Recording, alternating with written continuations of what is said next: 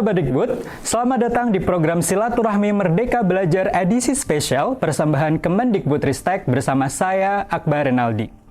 Pada episode kali ini, SMB akan mengupas lebih jauh perihal perjalanan transformasi pendidikan Indonesia melalui inovasi dan pemanfaatan beragam teknologi digital guna mendorong terbangunnya pendidikan berkualitas bagi seluruh anak bangsa. SMB kali ini dilaksanakan sebagai bagian dari seri dialog Gateways sekaligus pra-acara menuju agenda Gateway Study Visit Indonesia 2024, yakni sebuah forum berbagi praktik baik peningkatan kualitas pendidikan melalui inovasi digital. Pada tahun ini, Indonesia melalui Kemendikbud Ristek ditunjuk sebagai tuan rumah untuk program yang diinisiasi oleh UNESCO dan UNICEF ini. Perwakilan dari sekitar 20 negara anggota PBB dan organisasi internasional akan hadir dan mengikuti rangkaian Gateway Study Visit Indonesia 2024 pada 1 hingga 3 Oktober mendatang di Bali. Melalui SMB kali ini, kita akan memperoleh cuplikan awal perihal pengalaman transformasi pendidikan Indonesia bersama Direktur Jenderal Pendidikan Anak Usia Dini, Pendidikan Dasar dan Pendidikan Menengah Kemendikbud Ristek Bapak Iwan Syahril, Manager Platform K-12 Kemendikbud Ristek Ibu Ruth Ayu Hapsari, dan Director of Future of Learning and Innovation UNESCO Mr. Sobi Tawil. Selamat menyaksikan.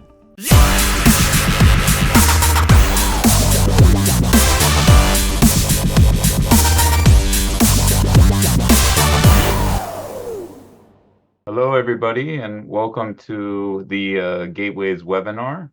In today's webinar, we are going to be featuring the experiences of Indonesia, and we are going to be looking at the digital platforms that they have developed to support public education through digital and online means. We're very pleased to have with us a number of representatives who are working on these platforms in Indonesia, and they'll have opportunities to introduce themselves.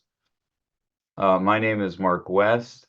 I focus on technology and education here at UNESCO and work very closely with our counterparts at UNICEF to lead and steer this important initiative. For those who may not be aware, the Gateways to Public Digital Learning is an initiative that works with countries to help them build and strengthen public digital learning platforms. So we're looking forward to a future in which all learners have clear places to go for quality controlled content that is age appropriate, aligned with the curriculum, and reflects languages and local and cultural values. So just basically being sure that public education extends into digital and online spaces. These webinars are part of a series where we feature the experiences of different countries. We previously featured the experiences of Egypt and also of Uruguay, and very pleased to be featuring the experiences of Indonesia. We will also, important to note, we will be taking a study visit to Indonesia the first week of October to bring different country representatives together in person, where they will have an opportunity to learn from the Egyptian experience and really see what they're doing in Indonesia firsthand. We will speak more about this during our webinar today.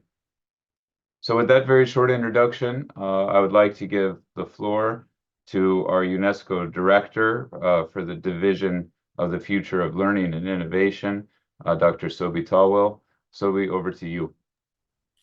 Thank you, Mark, and welcome again to all our viewers, all our participants to this dialogue that's focusing on the Indonesia experience. Just a few words, and first to recall that the UNESCO UNICEF Gateways to Public Digital Learning Initiative grew out of the UN Transforming Education Summit 2 years ago. In the lead up to the summit, UNESCO and UNICEF also worked very closely with ITU, with UNHCR, with the EdTech Hub, and a number of member states, in particular Singapore, and Greece at that time. And In that lead up and to the summit in September 20, almost 2 years ago now, September 22, we developed a call to action entitled Ensuring Quality Public Digital Learning for All, and which the call to action had a number of commitments around connectivity, around capacity and competencies, and around content. And so first, just seizing the opportunity of this dialogue focused on the Indonesia case, to thank His Excellency Minister Nadiem Makarim, Minister of Education, Culture, Research, and Technology in Indonesia, who was at the UN Transforming Education Summit at the launch of this Gateways initiative. And want to thank also Indonesia for having been an active early member of the initiative, learning from others and also sharing its learning and the insights gained from its own experience with others. And this is the spirit of the dialogue today, but it's also the spirit of the study visit that is being organized 1st to the 3rd of October that Mark mentioned, 1st to the 3rd of October in Indonesia, in Bali, study visit that will allow to learn, I would say, firsthand with the multiple stakeholders involved in digital learning platforms in Indonesia. The study visit was inspired perhaps, and Dr. Iwan with us today, Director General at the Ministry, was inspired by the initial study visit in Egypt in May. And both Egypt and Indonesia last week at Digital Learning Week, we had a dedicated panel on the Gateways initiative. And we had the honor and the pleasure of having His Excellency, the Minister of Higher Education and Research of Egypt, that is behind the Egyptian Knowledge Bank, and Dr. Iwan from Indonesia, who is leading on the Indonesia platforms. Just a last word, perhaps, to put us in kind of against the backdrop of what's happening at the international level. You will be aware that in a couple of weeks now, we have the Summit of the Future in New York. There are 3 outcome documents that will be adopted at this summit on the 22nd and 23rd of September. There is a Pact for the Future with a dedicated track on science, technology, innovation, and digital cooperation. But there are 2 other outcome documents, and namely the Global Digital Compact. And you can consult the sites to see the latest draft version of these.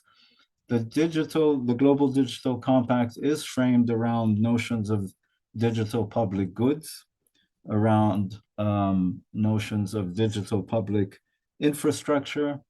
There is in the Global Digital Compact a section dedicated to digital literacy, skills, and capacity, and a particular provision around increasing the availability, accessibility, and affordability of digital technological platforms, services, software, and educational curricula in diverse languages and formats.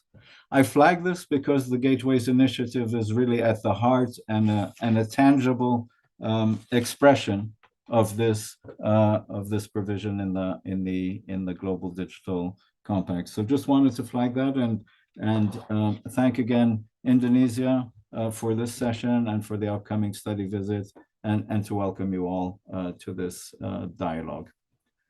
Thank you, and I think over to Dr. Iwan or Ruth. Thank you so much, Sylvie. Okay, so good afternoon or good day, ladies and gentlemen. My name is Ruth Ayuhapsari. I'm the K-12 Platform Manager at the Ministry of Education, Culture, Research, and Technology of Indonesia. Very excited to be here. So after the opening from Mark and Sophie, we're going to have the kind of chat together here because I'm not alone to be the speaker. I will be together with us already here is Dr. Iwan Shahrial, the Director General of Early Childhood Education, Basic Education, and Secondary Education from the MOE CRT Indonesia. Hello, Dr. Iwan, how are you? Hello, Ayu. I'm good. How are you? I'm good. Okay, so Dr. Iwan, since everyone's is already here, why don't we start, right? But before, maybe let me walk through a little bit on the today's webinar session. We will cover three sections, which the first one will be about understanding the context of Indonesia, its education, transformation journey, and technology intervention. The second would be learning about Indonesia's MOECRT on how we build the platforms that meet educators' needs, and then its impact on future technology development. And then the third part, the last part, we will then get to know more about, as previously mentioned and shared by Savi, about the gateway study visit to Indonesia, as well as wrapping up the discussion with the impact and learning outcomes in Indonesia. So that will be the overall agenda for today's discussion. And without further ado, shall we begin the first section? Dr. Iwan, you have been talking quite a lot and frequently about Indonesia technology ecosystem, how it accelerates the transformation in the country's education system. But would you please share with us on about how did it start, or where did it start on the discussion about developing these technology platforms and the background? Okay. Wow, that's a very big question. But first of all, good day, good morning, good afternoon, good evening to all of you, wherever you are. Thank you so much, Ayu, for the question.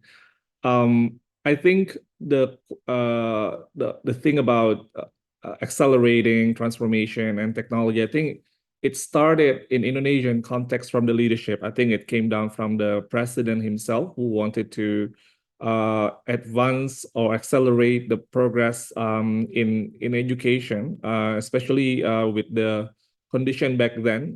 In 2018, we knew that we had a learning crisis in terms of our schooling. So we have made significant progress in terms of access to schooling, but the question of learning, right? So when students can access schools, but the quality of the learning seemed to stay the same. So it had happened for more than a decade, perhaps 2 decades.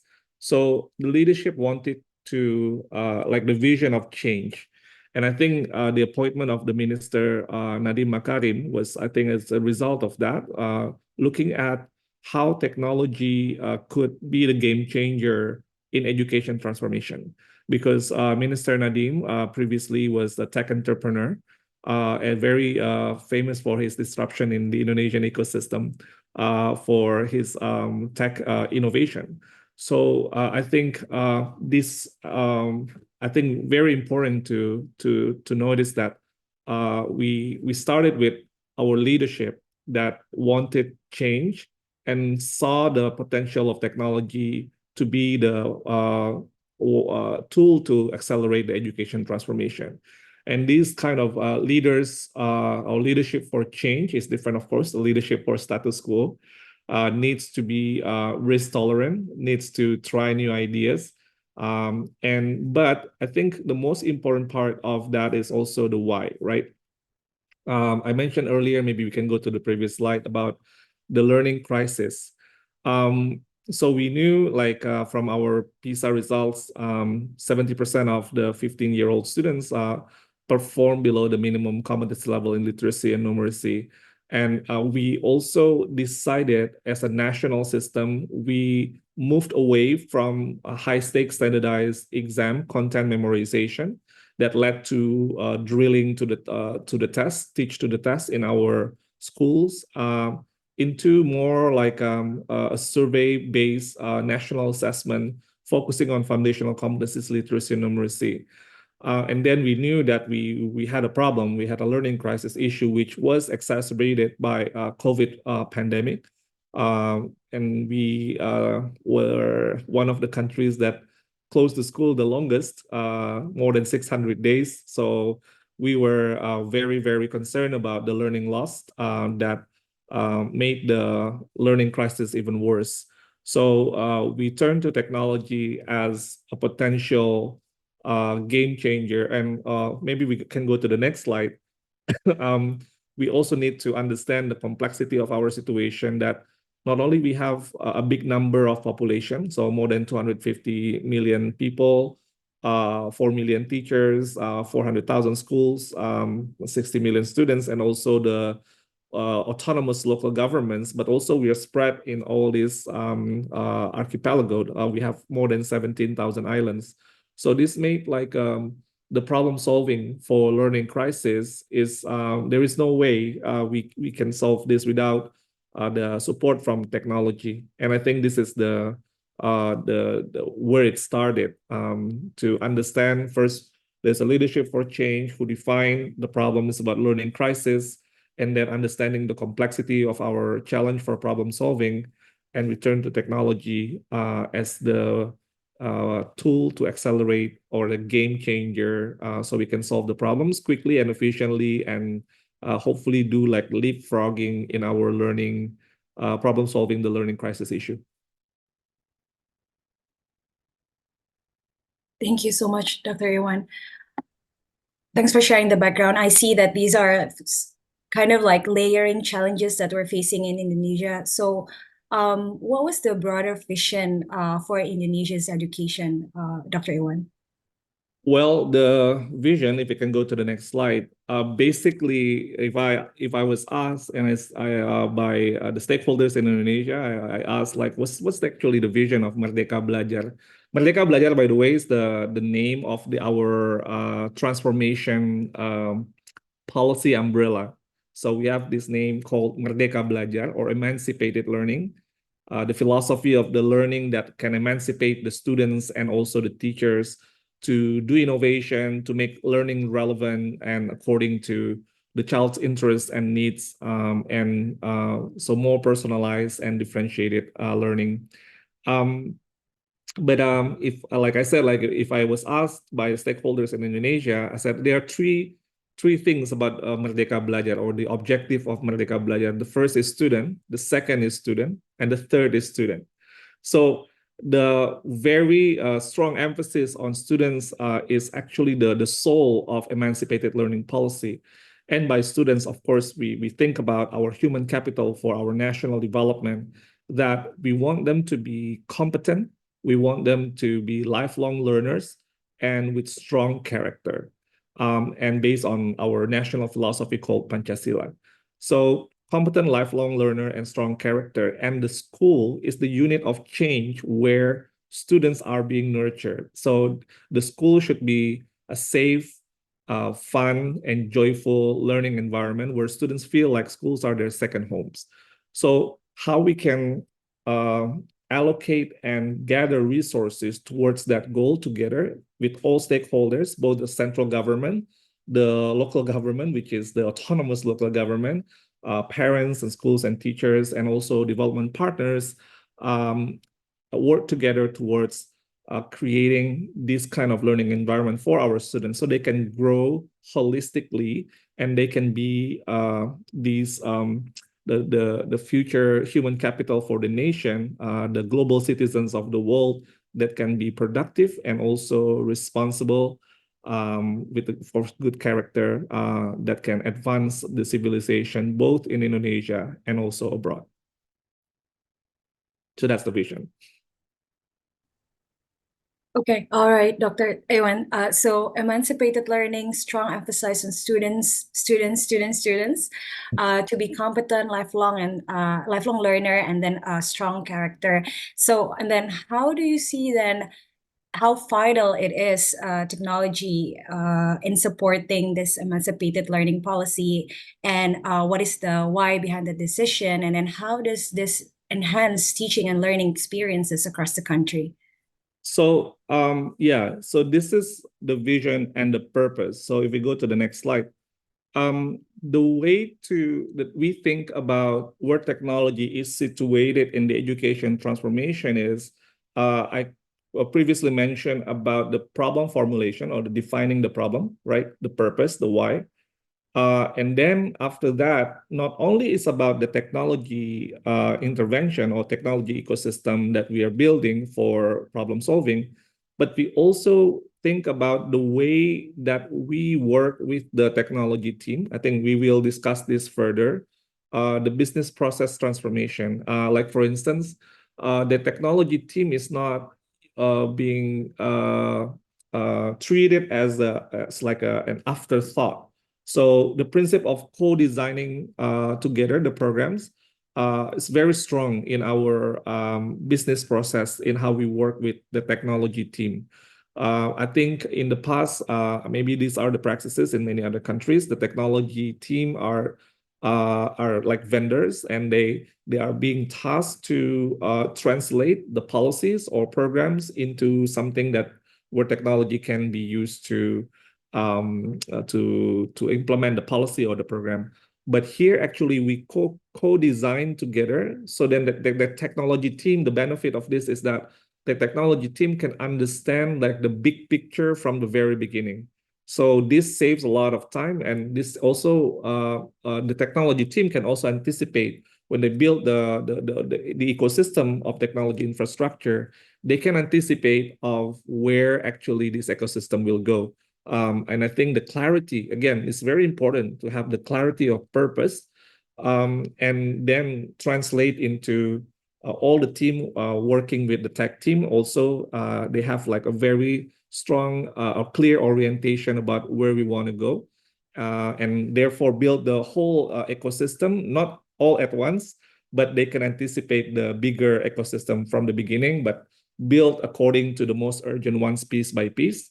But I also would like to mention that not only the work with the technology team, but also the internal, the cultural change within the organization is also super important. I think within this Ministry of Education and Culture in Indonesia at the moment, we like to say that we are kind of like a startup ministry, right? So it feels like a startup. It's like work very breaking the silos, not easy with the legacy of the bureaucracy that has long been, working in silos, not really talk to each other, and suddenly we have like a shared vision, a shared purpose, and then we need to work collaboratively. We need also leadership is shared. Not only leadership is just like on the top. And we have a lot of task forces that can work quite independently, but towards the same vision. So the cultural change within the organization is also part of how actually the technology ecosystem is then being developed and implemented. And then the process of iteration, it goes back to this. So more open to ideas, open to feedback, collaboration, and strong focus on shared vision. I think this is something that has also been happening inside the ministry. So this is part of the change. Again, it's not just having a good product that is awesome, but also the working culture within the ministry is also part of why the implementation of the technology ecosystem is working very well at the moment. And hopefully towards the very the right part here on the slide, we hope that this will create the technology that can change the behavior, change the mindset of the targeted users, especially the teachers and the principals, the local governments.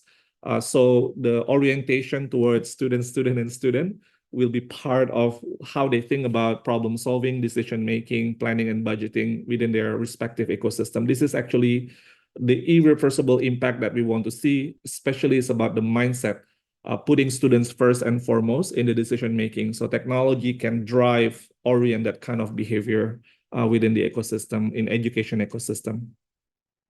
Ayu. Right. Thank you so much, Dr. Iwan. So this slide actually is the next question. So having such holistic transformations, then what are the actually tech ecosystem itself in the MOECRT of Indonesia, if you can explain further, Dr. Iwan? Right. So on this slide, ladies and gentlemen, you can see the platforms that we have. We have the teacher platform, that is the Merdeka Mengajar on the top left corner. The top center, there's a Rapor Pendidikan education report platform. Is for a personalized report for our national assessment results for each school. And the Campus Merdeka is our higher education platform, a matchmaking between the students and the industry. Belajar.id, this is our single access to various educational tech tools. And Arkas is more like a very simple and integrated budget management system. And Sipla is the e-commerce platform to help the procurement. But basically, like as I mentioned earlier, it's about the student, right? So basically, what we're seeing here is all these platforms are working towards how we can maximize the potential of the ecosystem, so then students get the benefit the most of all of this. Like for instance, of course, for the teacher platform, it's kind of straightforward, right? So we want teachers to learn about new ideas. They can implement the new curriculum easily. They can also collaborate with each other. They also have professional learning communities there. So they have like these exchanges of ideas, so they can improve themselves, either from self-training or from learning communities online. But the Rapor Pendidikan, the educational report platform, the function of this is actually to help the decision makers, especially the leaders, the school principals, and also the local government, to see about, from the national assessment results, how can they use the data, see the data, interpret the data, and then use the data for continuous improvement of their school. And we make it easy for them. So then actually, basically what they see is very simple indicators. And we have a color code like red and yellow and green, right? So if they, and this is on the mobile phone. So if they touch the, like say red, they click on the red part, which is the one that has the problem. Yellow means it's in the middle, and green means they're okay with that indicator. And let's say on the literacy or in classroom management, or it's about bullying, right? They click on that. It means that they have an issue if it's red. And then the platform then will say, oh, there could be potential root causes, and which, maybe 3 root causes of why this could be a problem for their school. And then they discuss and see which root cause that is most relevant to their context, and they click on that. There will be recommendation for action. So we simplify the data and then the learning process, but still have the we encourage the agency of the principals with their teachers to discuss, even with their parents, to discuss the problem and to see the recommendations for action as options that they can use, recommendations that they can consider, but they can customize according to their own context.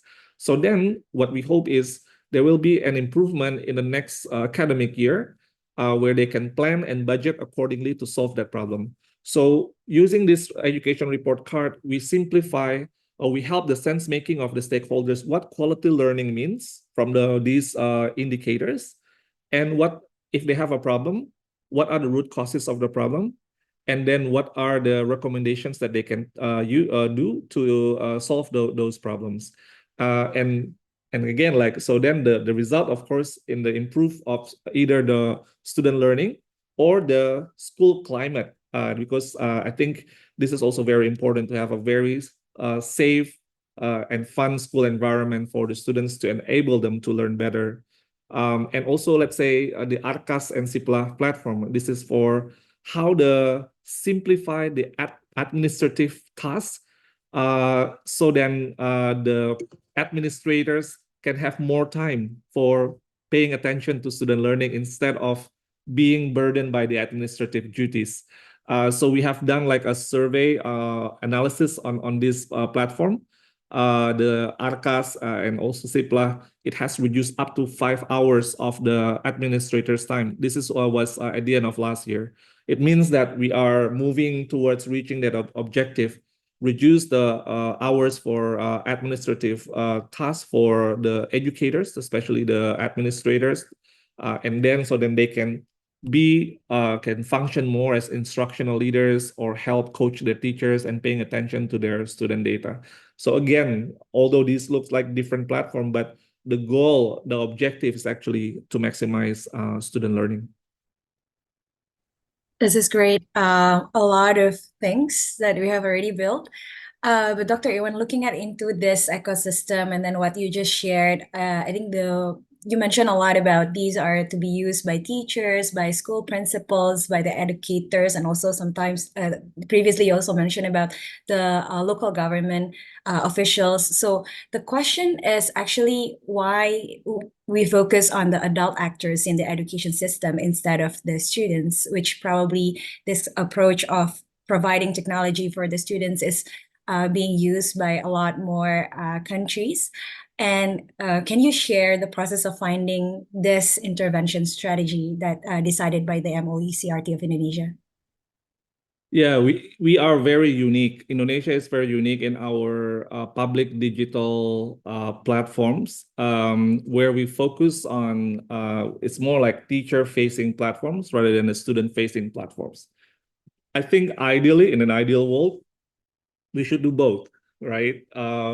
But the question that we had, especially during the pandemic, was that we didn't have, and we still don't have enough resources to do both, and we needed to make we needed to choose. We had to make a choice, and I think this comes to the principle as a leader or in a leadership context, the principle of execution, right? We cannot boil the ocean. We should hyper focus. So hyper focus, hyper focus, hyper focus. And make sure that it's strategic and we can do it well. So I think the minister in particular, I think we led this discussion during the pandemic, and then we decided that collectively we decided and we saw that, all right, let's focus on the teacher-facing platform because we are stretched in terms of our resources, what we wanted to do. And why we chose the teacher-facing platform, I think because we felt that teachers is very important. We could not bypass the teachers in providing the quality learning for students. We believe that the student-teacher interaction is very important. And so, yeah, I think we bank on the teachers to grow, and also the principals, but also the adults, like you mentioned. It's also the local governments are part of the equation here, because they also look at the data, the school, the education report data, and also parents. So parents can also part of the engagement here. And the hope is that the collective movement, the collective impact of our education transformation is happening. We have the philosophy of gotong royong. It's kind of like a collaboration with a sense of strong solidarity and social empathy, where the society, community members get together rally around a common purpose. I think it has been maybe famous in also many other countries' contexts, but in Indonesia, this felt very strongly during COVID, and I think this is something also that we believe in our education ecosystem, all the related stakeholders, to rally around how to give the best for the students. And I think this is what we decided, and so far I think we feel that the results have been quite good. We need to make more improvement for sure, but I think the ecosystem is moving forward.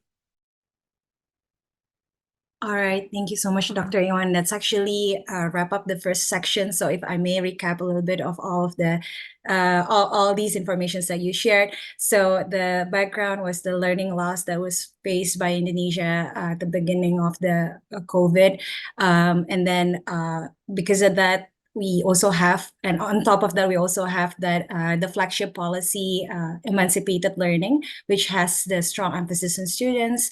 While on the tech intervention itself, we are focusing on the adult in the ecosystem through these technology ecosystem, as you mentioned, the teacher app, school scorecard, single sign-on, school budget, and procurement management as well. So I think I'm gonna give the floor to Haruki to share with us and moderate on the question and answer section. Haruki, go ahead. Hi, nice to meet you, everyone. I'm Haruki. I'm working for the digital learning team at UNICEF headquarters. And Dr. Iwan and Ruth, thank you so much for the wonderful presentation. And we got very comprehensive perspectives on the how Indonesia has developed all these initiatives and platforms. First question is that could you share insights into the discussion that took among the government and stakeholders during the planning phase of Merdeka, Belajar? Or I'm not sure if I'm pronouncing it right. Were there any disagreements or counter-arguments, and how they were resolved? This might provide valuable lessons for other countries who are joining as well. So thank you. Yeah, I think a lot of we were basically nobody was certain about during COVID, especially, right? I think this when every country was trying to find a solution to survive basically during COVID, because I think suddenly, you know, the best ways that we knew before was not working because of COVID. So we turn to technology and we think about, okay, how can we decide what technology that works, especially with our condition. We have limited resources, and then how we can choose like the most strategic and then has the multi-layered impact, right? So like, for instance, were we to, you know, think about giving tablets or using PCs or using mobile phones and etc. But then we learned our initial survey that our educators, I think many educators were also the same, I guess, in other countries, had a very high anxiety with technology, right? But with the exception of mobile phones. So when they use mobile phones, we learned from the beginning that our educators actually felt mobile phones is a technology that does not scare them, does not intimidate. So then, all right, so then we decided, okay, it has to be mobile friendly, if not mobile based. So that's something that we learned at the beginning after, of course, a lot of, you know, debates. I think every time we have a disagreement, we also always have you know, this design thinking approach, user testing, empathy, understand what the pain points of the users, etc. Among us, we can have opinions based on our experiences and expertise, but then at the end of the day, it's the philosophy of user-centric is to understand the context of our users. So we know that we are not great in terms of, let's say, connectivity. Yeah, we have reached, let's say, the coverage for internet has been more than 90%, but some of these coverage is a very like low connection, right? So then the question, all right, how can we develop a mobile-based technology that can be used even in the low connection areas? So, right, so this is like the principle of our development. Or with the hand mobile phone that is not the most the newest ones, right? The outdated ones, because yes, a lot of mobile phone users in Indonesia, but maybe they have the old versions ones, and it is okay. So how can we imagine our lowest common denominator, the most struggling ones? And this is where we benchmark of our where we think about the how they would use this kind of technology, and they can feel at ease using this. And so we have a principle of what kind of content that we can put there and etc. So then it is still easy for the users to use. And again, like understanding the users, and I think Ayu will talk more about it later on. But this is actually where we finally come around, even though we have a lot of opinions and differences, but then the user testing, I think that's the most important part. And being empathetic towards our lowest common denominator within the ecosystem matters a lot in terms of our technology adoption and understanding their pain points instead of what we think they need. So we need to understand what the users tell us that their pain points are, and we develop the technology to address those pain points. And that's where I think the platforms are quite popular in Indonesia. Thank you very much. Those who are joining, and would you mind in putting the questions in the Q&A chat box? Thank you very much. Someone's raising hands, but it'd be great if you could put the question in the Q&A chat box.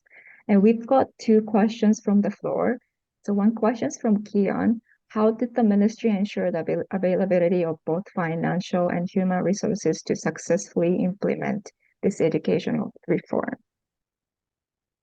Yeah, this is not easy, but we have to negotiate with the Ministry of Finance. But one of the beauty of using the gadgets that our users already have, which is the handphones, the mobile phones, means that we don't need to think more on the hardwares, right? So the technology can work on mobile phones. They can work also on laptop. But if they don't have laptop, almost everyone have access to a mobile phone, even the dated ones. So with that in mind, it means that the potential reach is already very, very, very high. So I think that also saves a lot of budget in terms of the implementation. I think a lot of discussions that I've had is, it's stuck, especially if it's student-facing platform, right? This is where a lot of, especially the hard debates is, because like you need to reach all students, right? Which students that are you going to give the technology, and then also what kind of content that you want to give there, and there's also a wide range, right? So I think investing in teachers, in our experience, looks very, very strategic, and it's more efficient in terms of also budget because of the interaction with the students later on. So with one teacher, you invest in one teacher, the impact can be the number of students that he or she teaches, right? So the impact is actually multiple impact. Compared to if you focus on the student, so just like reach one student. But if you one teacher can impact many. And especially we also develop the change agents among the teachers, the change makers, and we have special program for that. That's our teacher program, and they can have impact on multiple teachers and so on and so forth. So basically, it's a movement within the ecosystem. The education transformation is a trendy thing. It's a movement among the educators. And I think this is the result of the clarity of vision that we put forward. It's not easy, but in the change, you have like the early adopters and the late adopters and laggards, right? So we focus on the first early adopters to then understand and then support the system, and then we can get late adopters moving on. And therefore, again, like the terms of like financial burden of the transformation can be put into a very efficient financial burden. Thank you very much. Bruce, do we have time for one more question, or it would be, how are we doing in terms of time? We have very good questions on the chat box. Thank you very much for those who asked. For the questions we couldn't answer, we'll compile the answers and then send out all the Q&A list later after the webinar. Yeah, I think that's a good idea, actually, Haruki, because maybe we should already move on to the second section.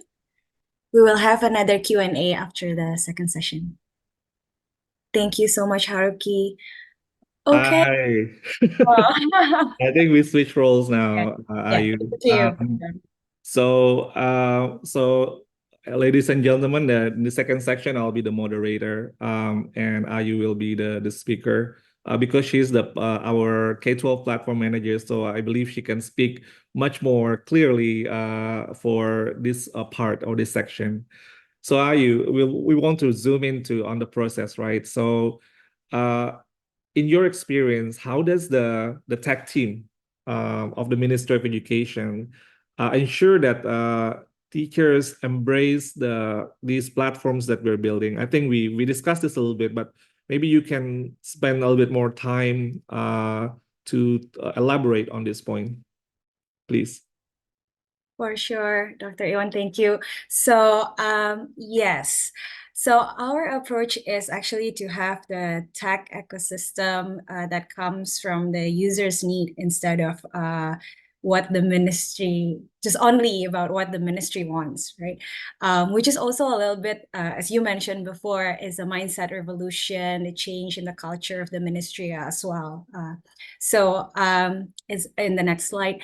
Our tech team comprises of diverse teams composing of high quality young talents who previously work at the leading tech companies such as Uber, Grab, Traveloka, Gojek, as well as those who were previously working in consulting firms. So the team aims to help the ministry to solve the problems through tech intervention. Yes, that's for sure. But in our approach, we aim to add value to the users' daily lives so they naturally will adopt the technology, which is like what it is in the private sectors. So we also collaborate with all stakeholders, such as local government offices, industry partners, public and communities, NGOs, and contributors who actually, in their different capacities, interact and collaborate with us, with the team and the ministry, to then we brainstorm and getting insights all come together to think on how is the best approach that we should be best approaching the problem. So it's not, as you mentioned previously in the first section, it's not that the technology team is a vendor, but is actually a thinking partner to the ministry. And zooming in into the way we develop the product with our product development principles, we at least have these 3 steps, which we start with the product discovery process. We interact directly with the users through, as you mentioned, co-design workshops.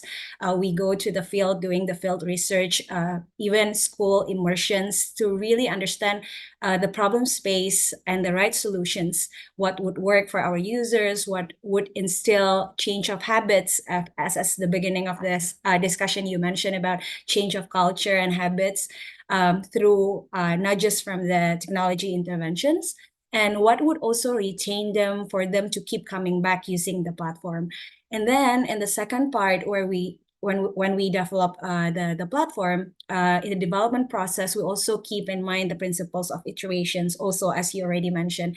When we sometimes don't get to deliver the best solutions right away, right? As we understand our users better, how they interact in the platform, with the platform, how is it their behaviors in the platform, then we learn about that and keep on improving and creating more innovations. That's how we try to approach on the product development process. And last part, as for the adoption strategy, it is advised by the ministry that the adoption of these platforms should not be made mandatory, meaning that it has to be organic, coming from the users themselves who want to then use and keep on using the platform, right? So what we have is that we have our policy and transformation team who works together with the ministry's team to align the technology intervention with policy transformation support. Which could be in the form of regulation, which can be in the ministerial level or lower, and technical guidelines as well.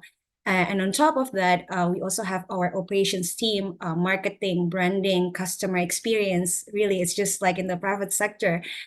who are at the forefront of our adoption strategy, working together with the local government, also together with the ministry, of course, sharing the unique selling proposition of the platforms, and then making sure users can not only operate or use the platform, but also get the most benefit from it. So that's actually how we try to make sure that the teachers or the users embrace these tech platforms that we are building. Yeah. Wow, that's very, very user-centric. Yeah, I can imagine being a user and being asked and revisited again because of the iteration process in the process of discovering what actually that the users really need. And also the distribution part, the distribute part, how we can understand about what it is that technology can do, and through the choice that you mentioned. Can you share more about, you mentioned about the thinking partner, right? So how does it work? How does this translate into the way that the team builds all the technology ecosystems that you mentioned? Yes. So previously I shared, the ministry is the vision owner. So such as yourself is the one who actually set what is the objective or the problem space that we want to enter and answer. So when we define together what is the problem to solve, then the technology team formulates the best fit technology solutions to answer those objective and problems with the set processes, these processes. So maybe let me walk you through and deep dive into each platform that we have, and then how is these processes taken place. So the first one would be this, the teacher app, where in our teacher platform, the issue at hand was how we could scale up teacher training and help the dissemination of the newly launched curriculum or the emancipated curriculum back in 2019. And in terms of the teacher's training itself, back then it was multi-layered and not accessible for all teachers, as we can see in this slide. Which then it actually, us, the technology team, then we built an inclusive learning platform for teachers, exactly for that purpose, enabling teachers to upskill themselves, for them to get context-specific teaching materials. And later on, after the iteration processes, we learn about also providing this best practices sharing for them. So as mentioned, we have this iterative process, which took us to where at first we thought that the teacher platform should be a prescriptive platform where teachers could download teaching and training materials. So it's kind of like only one way for them just to download and learn inside of the platform. But then we gone through some research where we learned that teachers, especially in this context is in Indonesia, learn best from other teachers. Such method somehow increases their confidence on knowing that the things that are learning about or implementing in the classrooms are also being done by other teachers, or they know how that other teachers in another provinces trying to implement what's said as the most important part for teaching and learning processes. So sort of like giving them the inspiration so then they could recreate and then also implement it on their own classrooms. So with that, we then launch more relevant features such as sharing best practices feature and also community feature, which providing them with upload, follow, like, share capabilities within the platform. And these features brought us to the hockey stick growth, as we can see in this slide as well. It was in the mid-2022, which was also followed by the development of robust infrastructure to ensure that this platform is accessible and reliable for a huge number of traffic. So it's sort of that kind of how we try to, again, at the very first time, we thought that this could actually be enough. But then after a while, and then we learn, we try to provide what is the best fit to this user's needs. Through these sharing best practices and also community features, teachers can learn from other teachers and try to upskill themselves, not only from the teacher training materials, but also from others. Which then bring us to how then it is right now in terms of numbers for this teacher app. So it is rated 4.9 at the Play Store, which now we have already cumulative of 4.3 million teachers have already logged in with 3.2 million active users.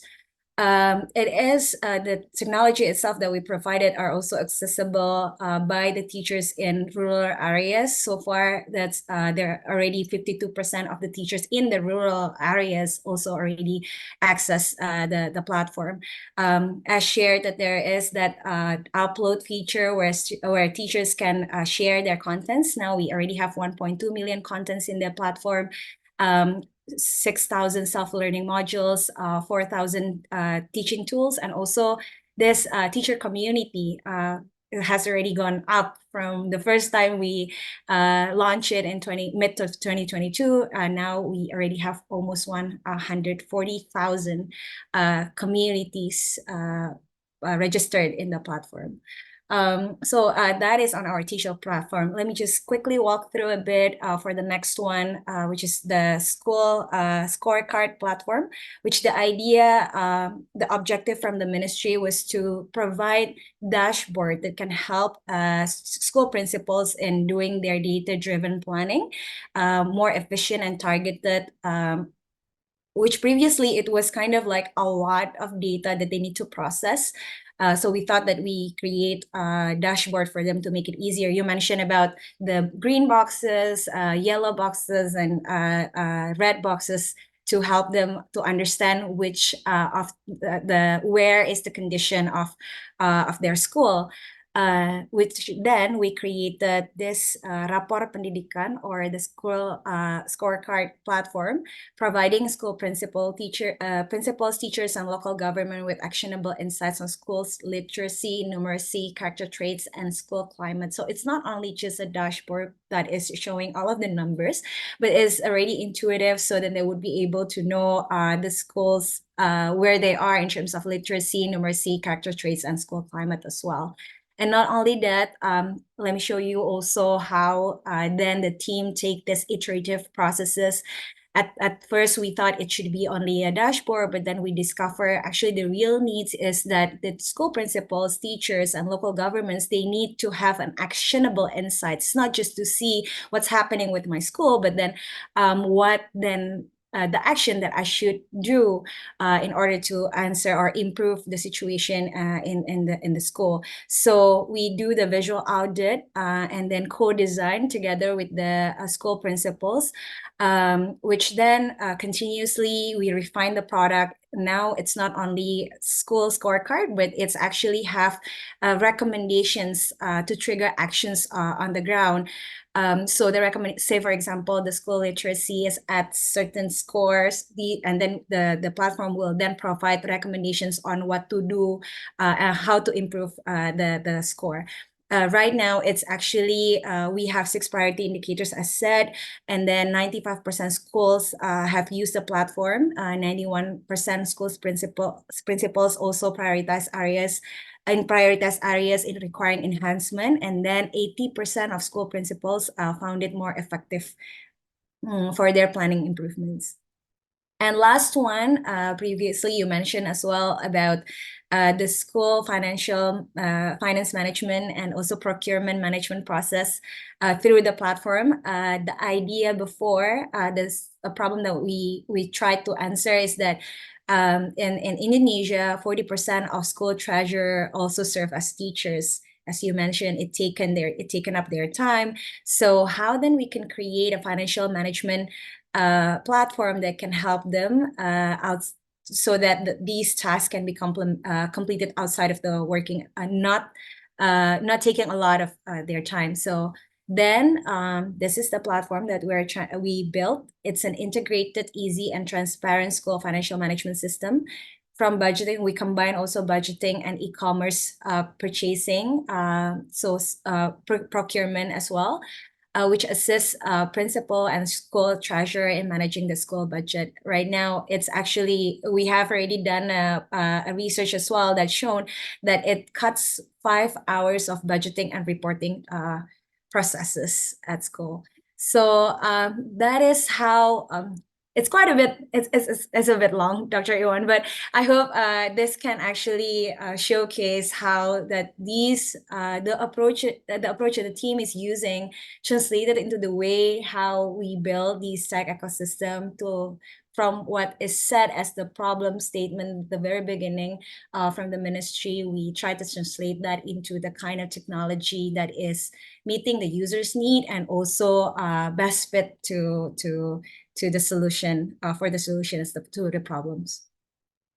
Thank you so much, Ayu. That's a very comprehensive overview of our platforms. I wonder whether you can also talk more about artificial intelligence. We just came back from Paris Digital Learning Week facilitated by UNESCO for 4 days there. A lot of very inspirations on how different contexts use AI. And could you share with us how Indonesia is actually at the moment also experimenting with AI in problem solving in education transformation? For sure, yes. So AI seems to be a very hot topic nowadays. So yeah, as the technology is advancing through AI, for example, the team is also looking at into how then we can utilize this technology into the platform. Currently, now we have already implemented AI capabilities in our teacher platform for a couple of use cases. The first one is for the content curation. We implement machine learning model to replicate manual validation. Actually, right now, as I shared before, we have 1.2 million contents in the platform. We try to, and also as part of the training process for the teachers, they need to upload the kind of proof of work through the for the training that they are participating in. So these contents need to be curated, in which previously we actually used manual validation quite some times ago, but now everything is already curated through the machine learning. Now the process is 7 times more documents compared to the manual validation process. And of course, it's way cheaper, almost 99% cheaper. So this is really helpful. Next one is also on the content recommendation. We have a lot of contents for the teachers and how then we can make this contextualized to what they need. So then it will also increase the engagement within the platform. So right now, we can provide personalized contents for the teachers categorized by their teaching subjects, which already boosted click rates by 1.5 times. And then this content recommendation will dynamically evolve over time as we sharpen our recommendations in the future. And last one, yes, you mentioned about we are currently doing a project for a pilot project using generative AI inside of the platform.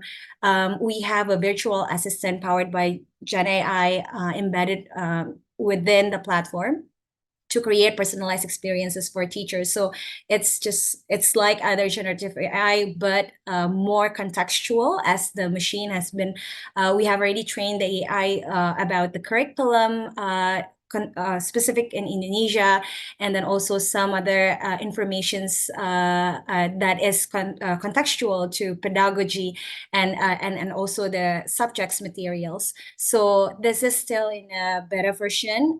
We just launched it 4 months ago. Currently, we are sharing it with 1.3 million users out of the 4 millions that I said before, which are already being picked up by almost 200,000 teachers.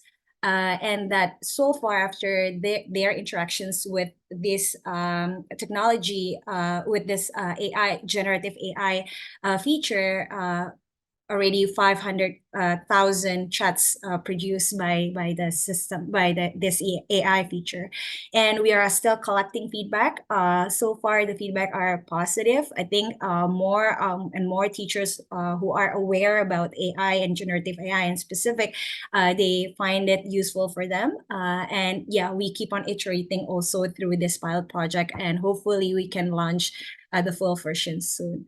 So yeah, that's I think as previously, and I think most of the time in this discussions we mentioned about iterative process. I think especially with AI, we are currently keep on learning on how the teachers, the users are behaving inside of in the platform, and also what is the next trajectory and the next development we should do with AI. Thank you so much, Ayu. This is a very of course, at the very beginning of our experimentation with AI, we learned a lot during the Digital Learning Week in Paris. I think the possibilities are endless. So yeah, I think we'd also like to see how different countries, different contexts are using AI, and maybe we can also be inspired from different contexts. Thank you so much for sharing with us, and I'll give back to Haruki. Hi, thank you, Ayu, for the presentation. It was very comprehensive and very understandable. Thank you so much. We have questions from actually a Gateway's focal point from Jordan, and we are delighted to have questions from Mr. Muniev Tashman. He's asking, do you have blended learning in public schools? And if you have, what ratio is used for in-phase to e-learning? Dr. Iwan, do you want to take that question? No, please go ahead. Yeah, so currently, I think the public schools have returned to full face-to-face learning, while I think blended learning was explored during the pandemic. Our focus now is actually leveraging a tech ecosystem to enhance teachers' access to quality training and educational resources for them to use as an inspiration, which then they can kind of like modify and then trying to adjust in however way possible for them to deliver the best classroom experience. This approach actually, we try to ensure that educators are well equipped to deliver high quality and creative instructions in a traditional classroom setting. Yeah, I hope that answers. Thank you very much. We also have a question from Mr. Azal Hossain Sawar. He was also, he joined the study visit in Cairo, and he says, so Your Excellency, thank you very much for your comprehensive presentation and information. Much appreciated, very encouraging. Just wanted to know, when the focus is on students, then how are you preparing your teachers to support the students to be prepared for the future under this ecosystem? Yeah, thank you so much for the question. I'll take this question, Ayu. So I think it's changing the mindset of the adults in the ecosystem from focusing on maybe administrative, focusing on the curriculum, focusing on the instruction from their supervisors, to paying attention to the students. And I think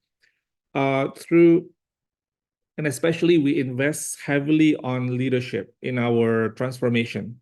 So we launch a leadership training program that lasts for 6 to 9 months, in which we selected very carefully the leadership candidates who have the values, the dispositions of putting their students first and foremost. And then throughout the 6 to 9 months, we strengthen these values. It's about changing themselves as an educator, how to change the classroom and how to change the school and the community.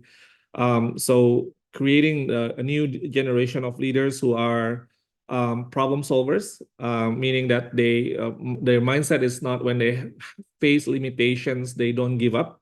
They are empowered, even though they have a lot of challenges and limitations. They are collaborative. They have egalitarian mindset. They are learners, and of course, they have strong disposition towards students. And these leaders then become the principals in our schools. So far, we have more than 100,000 of these change agents within our ecosystem. And what happened is because leaders in the school is actually the chief of innovation officer, basically, I would say. They will make the decisions how resources are allocated, what kind of culture that they want to instill in their schools, and how to engage parents, and etc. So investing in principles or leadership strategically, I think will be a very strategic move for elevating the ecosystem, because we all know this, right? When teachers have been trained, they are motivated, they're encouraged, they're inspired, they go back to their schools, and then their principals don't agree, don't understand about the new vision or the student-centered mindset. They have more like the opposite mindset. And whatever that they learn, their inspiration that they get from the training will not be approved. So the teachers will be discouraged, and maybe they will still try to resist for a while, but then after that they give up and they just go back to the same old situation again. So in our case, the function of technology, or the transformation in technology, is actually part of the whole a bigger reform initiatives. So it's not so like we changed the curriculum, we changed the national assessment, we changed the teacher training, especially the leadership training, and then technology is used to accelerate those things. So it cannot just be one of or the other. And by having the change of mindset of the leaders, in each school, they build their professional learning community where they use the diagnostic assessment to look at the student data and problem solve based on the data. And then they look at the teacher platform to get inspiration about the solutions that they can use to problem solve of their students' situation. And this is again like even like in the most remote schools, I visited quite a few of them around the country. I was surprised myself to see like in a school in the middle of a palm tree forest, for instance, in Borneo, in Kalimantan, the principal even asked, this is a elementary school principal who joined this program, and even like involve the students in their school planning, ask the students, elementary school students. This is a very progressive mindset of a principal who then not only like observe the students, put students first and foremost, but invited student voices to school planning and therefore budgeting to see like, so then the students felt very, very much like owning the process in their learning in that school.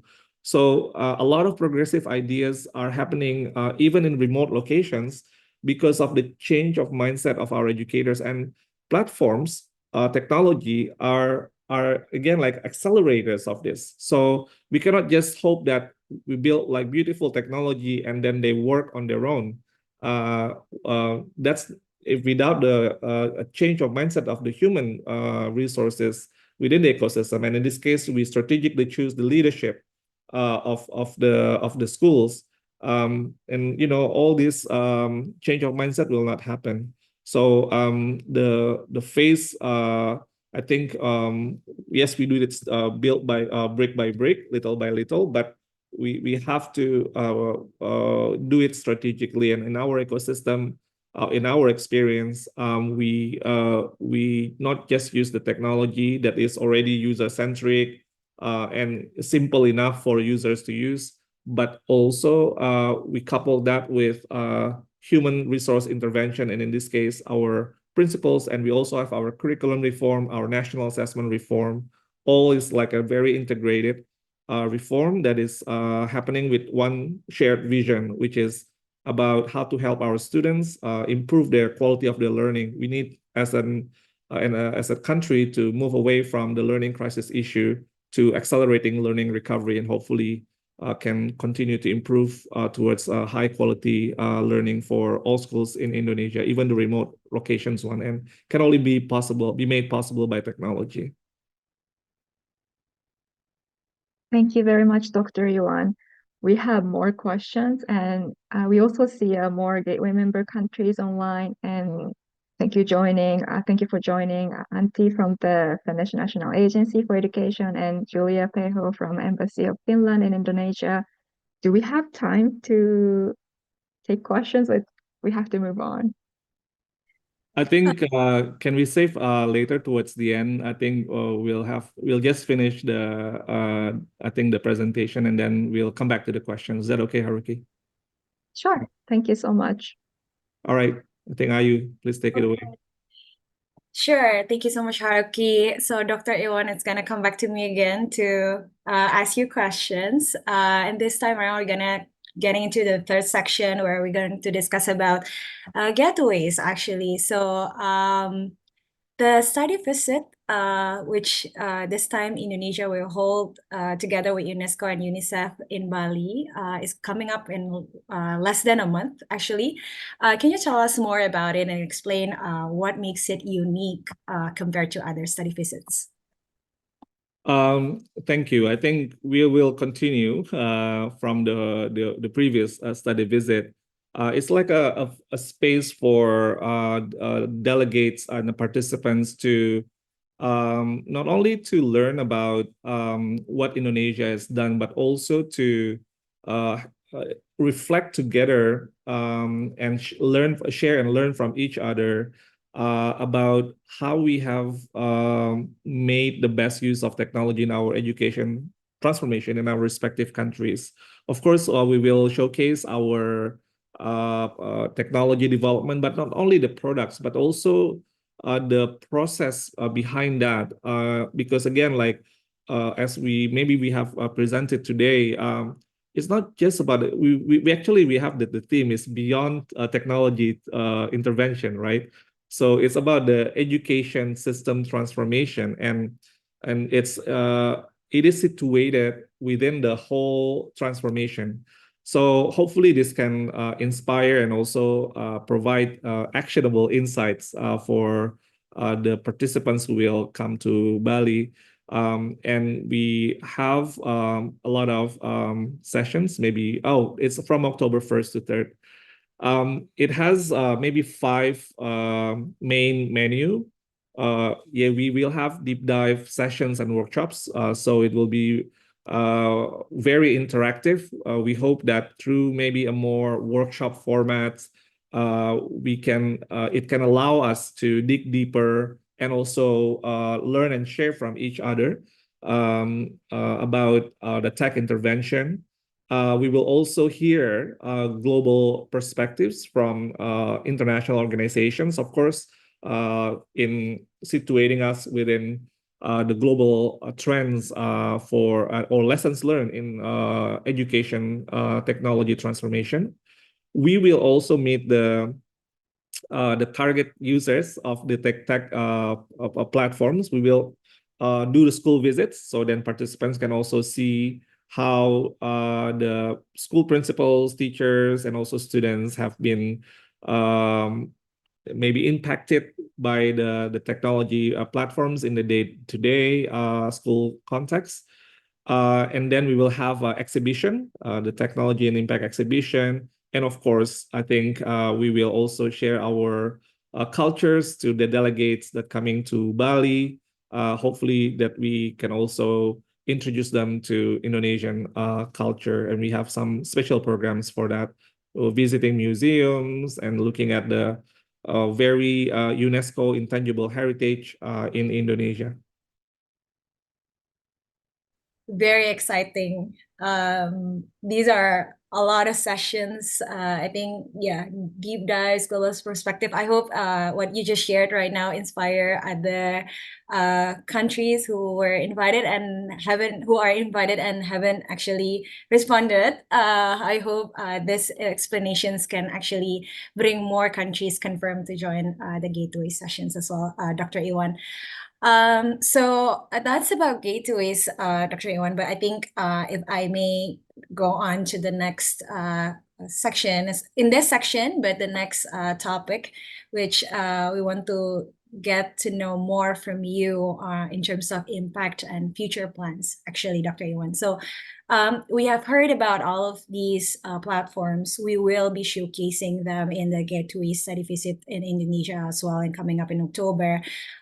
You shared about why and how they are critical to support Indonesia in its achieving its emancipated learning policy goals.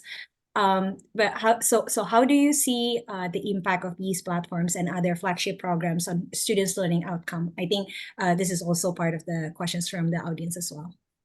Yeah, can we continue to the next slide? Next, okay, this one. So I think what we have seen in Indonesia, especially when we define our problem, maybe you remember earlier I mentioned about the learning crisis and focusing on the foundational competencies. So our national assessment actually is a very strong tool for us to see where we are and where we need to go. In the forms of our school, the education report platform, it gives the school the information about what they need to do with the learning situation, learning outcomes of their students in their school, in particular on the really important indicators we want to see with the orientation of student-centered learning. And in our national assessment, we have seen signs of our learning recovery. So for instance, in 2021, our national assessment data, which is for PISA, is only 15-year-olds that are assessed, but in our national assessment is all levels of education, K to 12, of course. And the 53%, or only 53 in 2021, achieved the minimum competency level in literacy. And in 2023, the number rose to 67%, achieve a minimum competency level in literacy. In numeracy, from 33% of our students who achieve minimum competency level in numeracy, and the number rose to 60% in 2023. So we are encouraged by these results. However, we know that we need to keep moving on. This is still the foundation. We have a lot of work to do, and we need to understand also, look at the data. And because of the complexity of our context, we need to deep dive, look at maybe different islands or different regions, and what are their issues and problems, so we can continue to accelerate the learning recovery further, and hopefully in not so long time, maybe 2030, we can be at a very good in terms of our learning quality later. So that's the hope, and I think this has been encouraging for us to see. And of course, we can also only achieve this. National assessment in itself is also using technology, and then translate it into actionable insights for schools in the education report card. Yeah, it is indeed. Thank you so much for sharing about this, Dr. Iwan. This is very inspiring as well to see how we have already seen learning recovery, though the majority of the interventions are focusing more on adult. Dr. Iwan, the next one would be the question about how Indonesia MOECRT policies and platforms, as we discussed today, will continue to grow and support education transformation in Indonesia or even globally. What do you think? Right. I think education is a very multi-layered, nuanced business, and if you are being also situated in a context like Indonesia, the complication is really very, very challenging. What we've done is, I think we have started to lay the foundation for further improvement. The philosophy of student-centered is very important, but we have so much homework that we need to continue to build. I think there was a question about inclusive education. We still need to, again, strengthen our teacher professional learning community, our it's a new mindset for our teachers to know that they can make their own judgment. They have improved, or they are being trusted. They are given agency to make decisions for their students with their context. They are being trusted to do innovation that matters for their students, and then creating schools that are fun and joyful for students to be and feel like it's a second home. But we need to build on that. And I think in terms of technology, as you know, we are now continuing with the career teacher, principal, school supervisor career, how to mitigate the decentralized system governance. We have 552 local government. It's very, very not easy to have this kind of governance, but this is our situation. And we need to continue to think about how technology can continue to improve the situation. We might at one point maybe also look at the student-facing platform. This is something that we need to revisit at one point in the future. So there are, again, like so many possibilities, the use of AI, as we learn also in Paris. And I think, yeah, many possibilities. But again, I think what I want to share, maybe from the global context, right? In terms of technology, yes, we believe that technology is a game changer in problem solving, a very complex education ecosystem for problem solving, such as Indonesia. We also believe that the user-centric philosophy goes a long way in making the intervention that matters and make an impact.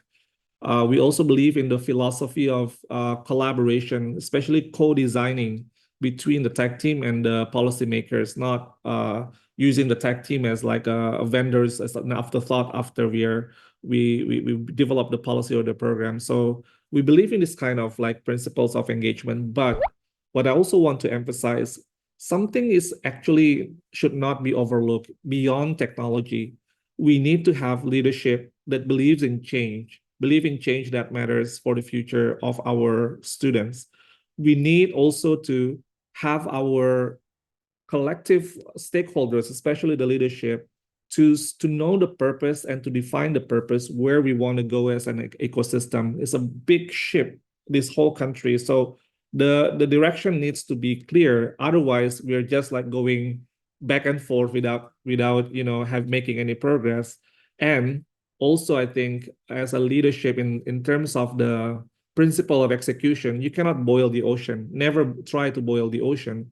But we need to make priorities. We need to hyper-focus on things that matter the most. I think the most difficult decision in our process is how to simplify the intervention for our users, and really help them to feel easy for the sense making of change, and how technology can help simplify the sense making and also understand the direction where we need to go. At the end of the day, again, it's all for it's not about us, it's also for it's for our future generation. And I think the spirit of collaboration from both from the tech team and also from the policymakers and the society, I think is very, very important in the success of the tech intervention in an education ecosystem transformation. Thank you. Thank you so much, Dr. Iwan. I think you pretty much sum up everything, also what we have discussed today. Do you think maybe an additional for closing remarks or anything else that you want to share? No, I think thank you so much for UNESCO and UNICEF for being very generous for giving us this opportunity to share. I hope, I know that we cannot answer all the questions, but we'd love to stay in touch with all of you. Maybe if there are further questions, I think we can maybe respond to them separately later. But thank you again to UNESCO and UNICEF. Hopefully we'll see some of you also in Bali. But like it's a small circle, so we might meet again. And please let us know how we can also to further maybe share with you, but also would love to learn from all of you. Thank you so much. Thank you so much, Dr. Iwan. On the side, I was actually being notified that we may want to add 5 more minutes to the session to open another Q&A, but only for one question. But I think I'm going to give it to Haruki. Please go ahead. I'm sorry. Thank you so much. So I would like to address the question from Auntie from Finnish National Agency for Education. So when thinking the platform potentially high user amount, how the platform potentially categorize different themes, like certain school subject themes or others, or is it more like an open area where exchange develops more freely? I think Ayu, you can best answer this. Yes. Okay, Dr. Iwan, thank you, Haruki, and thank you for the question, Auntie. So, I read through the question. So I think the platform is designed with both structured and flexible categorization to accommodate this high volume of users. We have categorization by features and themes. The platform categorizes content based on formats and themes to ensure organized access. For instance, users-generated content that we have in the platform provides the inspiration for the teachers. The one that I mentioned, 1.2 million contents have been uploaded. These are created by teachers, and then we also have sharing of best practices that is also offers more curated ideas and also teaching materials. Those are also categorized based on the purpose of the content. And then we have a detailed topic organization as well in each topic, which further divided into specific themes, subjects, grade levels as well. The structure approach helps in managing the content efficiently and making it easily accessible. And then we have also global search feature. This is an additional feature in the platform stage. It has a lot of contents already. So then with the global search feature, this will make it easier for the users to go ahead with the keywords that they're looking for. Then it will provide the content relevant to the keywords. And not only that, we also provide the suggestions for those relevant keywords for the content. So then users can easily locate where they are in the platform. We realized that with these huge amount of contents inside of the platform definitely content categorizations is really important. I hope that answers.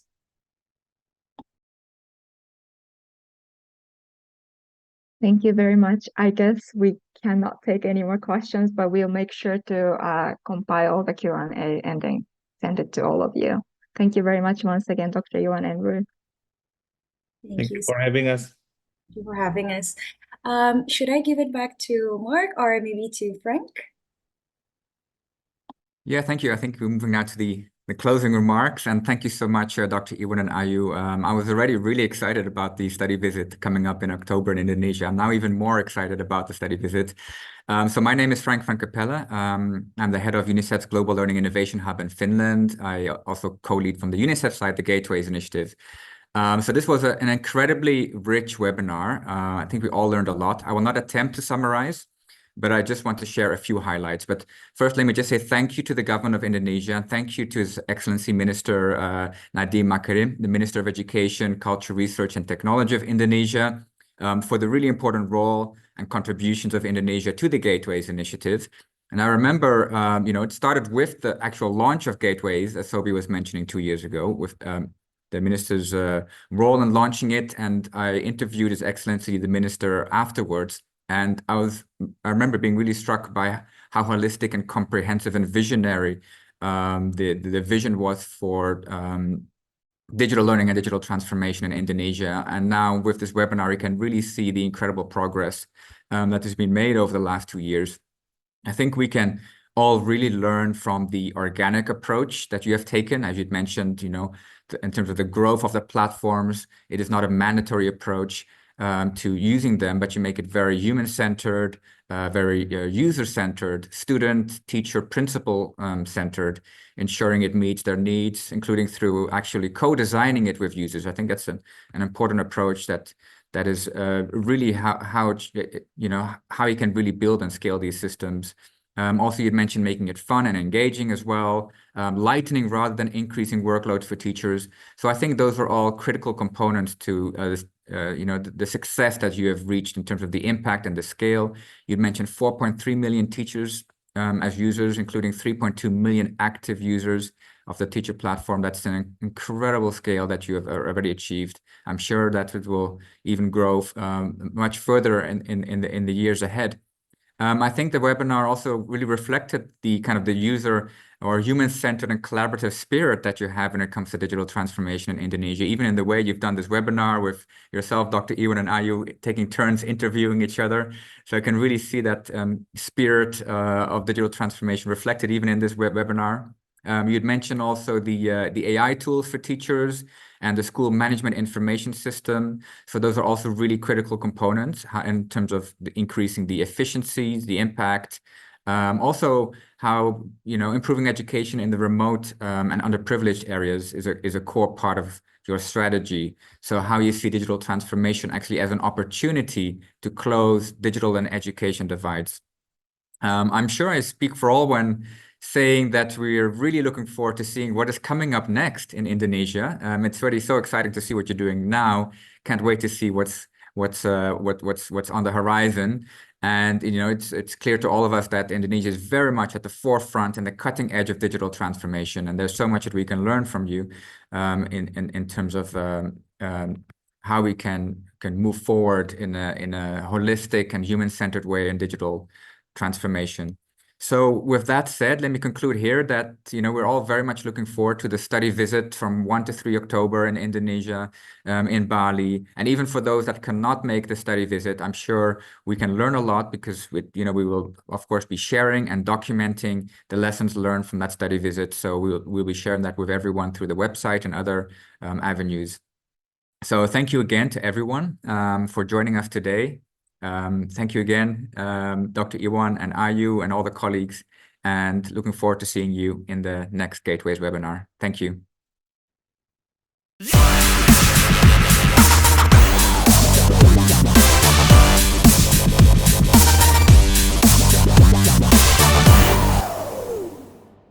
Sahabat Dikbud, bagaimana nih kesannya setelah menyimak SMB edisi spesial terkait perjalanan transformasi pendidikan Indonesia kali ini? Semoga segala capaian baik yang telah ditorehkan pada dunia pendidikan Indonesia dapat dipertahankan dan terus ditingkatkan ke depannya demi terwujudnya pendidikan berkualitas bagi seluruh anak bangsa. Menutup SMB kali ini, saya Akbar Rinaldi dan seluruh kru yang bertugas pamit undur diri. Terima kasih dan sampai jumpa di SMB berikutnya. Salam Merdeka Belajar!